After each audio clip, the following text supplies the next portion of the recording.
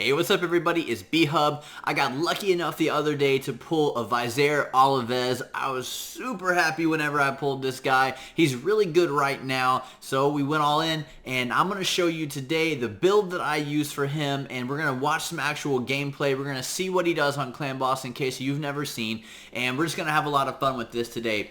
Hey, I just wanted to take a quick second to remind everybody I did start streaming on Twitch here recently. The link to that is in the description below. You can go there, you can give me a follow or a subscription, and you can come check out the stream anytime that you want, and I will be happy to answer any questions that you got. You can throw them at me right there on the stream. Instead of having to work through the whole comments thing on YouTube, you can talk to me personally, and I'd be happy to get to know you and to answer whatever questions that you have. So, I'll see you there, and let's get back to Vizier Ovelis.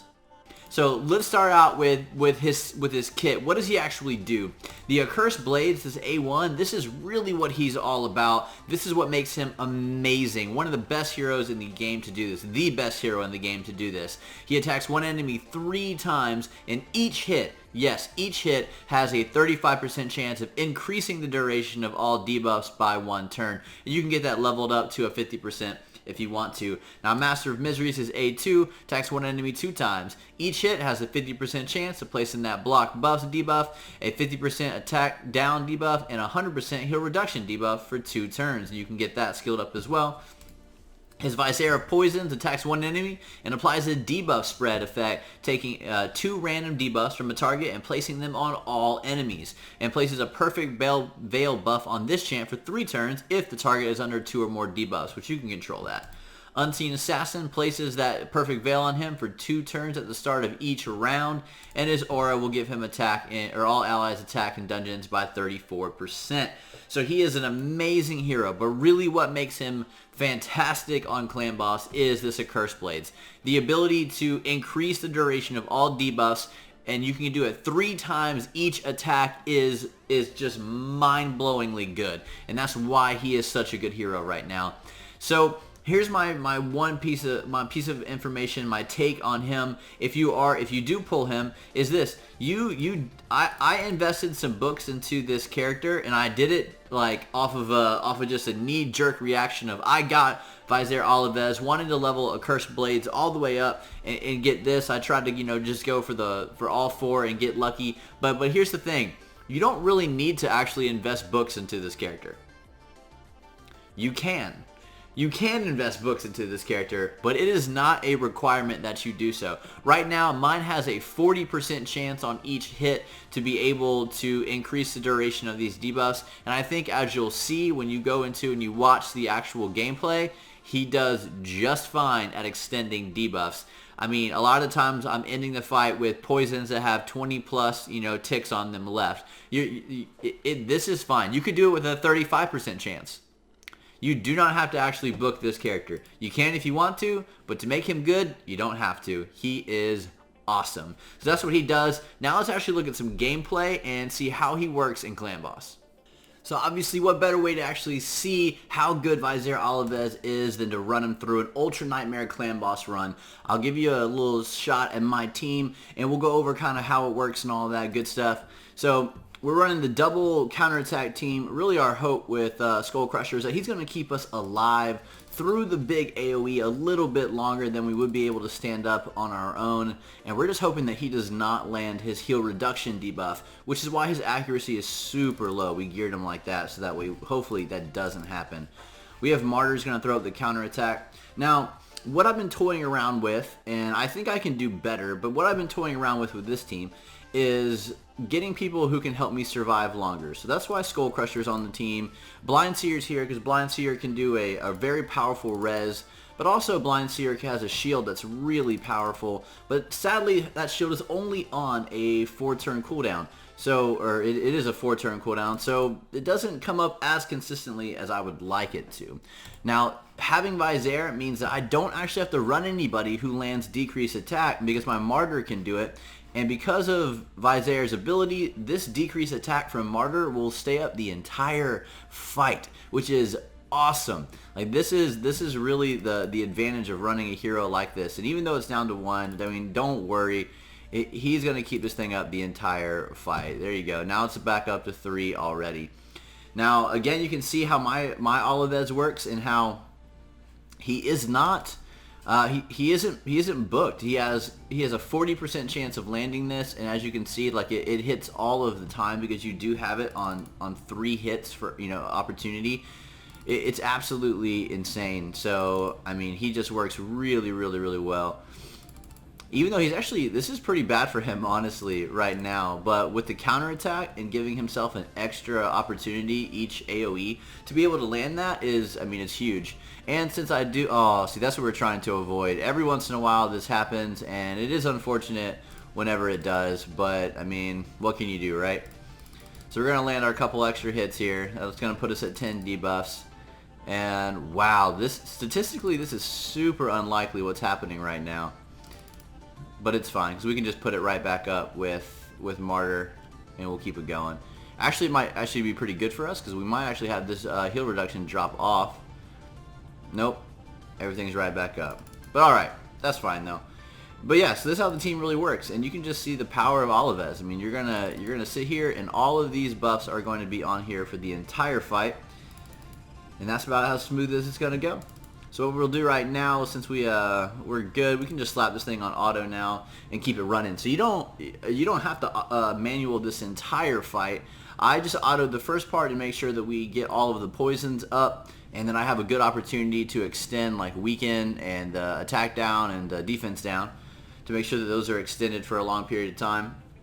And yeah, after that, everything's pretty solid. And what we'll do now is, since you have a pretty, you know, decent idea of how this team actually works, and you can kind of see it in action, we're going to go ahead and we'll skip forward. We won't sit here and watch this entire fight because it is just a very repetitive fight. So just give you a couple seconds and we'll fast forward the clock. Alright, so we're getting closer to the end of our fight here, and as you can see, kind of as we come to an end, every one of these debuffs is over 10. Some of them are almost at 20. I mean, you really have, oh, there's a 20 right there, so a couple of them. So you really don't have any worries with Olives. I mean, even with a start like we had, that was probably one of the worst starts I've ever actually seen from an Olives. And we still are rocking this many ticks on our debuffs at the end of this game. I mean, he is awesome. He is going to make sure all of these stay up for the entire fight, and it gives you some options to play around with some different kind of team compositions. And so I think it makes it a lot of fun. He's an interesting hero. We will see if he gets nerfed in the future. That's to be determined, but I really enjoy using him right now. And if he does get nerfed, then we'll do a before and after video and check it out like that. But I think this team is a lot of fun right now at the moment, and you can just see the power that he has. I mean, nothing is falling off. Now, sadly, we did land that heal reduction, and that's going to hurt our damage a little bit, but it's still going to be all right. To give you maybe an estimate, the team that I was running before I had Olives, they ranged from about 17 to 20 million on Ultra Nightmare Clan Boss, and now with Olives, my team hits usually around 23 million really consistently. It's kind of the ballpark that we land in almost every fight, and so we went up, you know, for I would say probably, you know, an average of about 4 million, 5 million, you know, kind of damage every single clan boss run. So that's a really big increase for just the swapping out Olives. So a very, very powerful hero. A couple more seconds and this run will be over, and we will see what kind of damage that we actually did. Looks like we're going to get, you know, the beginning of next round is probably when everyone's going to go down, because Martyr's not there to put up the increased defense. So we're going to, oh, so we have that. We got double res off in this fight, but I still don't think it's enough. Yeah, because no one's gonna have increased defense, so that's game right there. Here we go, and we put 25 million damage. There you go. So 25 Ultra Nightmare. I mean, that's a big increase from the 17 million that I was doing before him. 17 to 20 million. Now, I mean, we're up a lot having this kind of damage on one key. So I'm really happy with that. I'm very excited with my team. You got to see Olives in action, and now let's move on to some other stuff about him. Alright, so the last thing that we got going for us is we're going to do artifacts and masteries. Now for artifacts, we're running a 4-piece of lifesteal gear and 2 pieces of speed.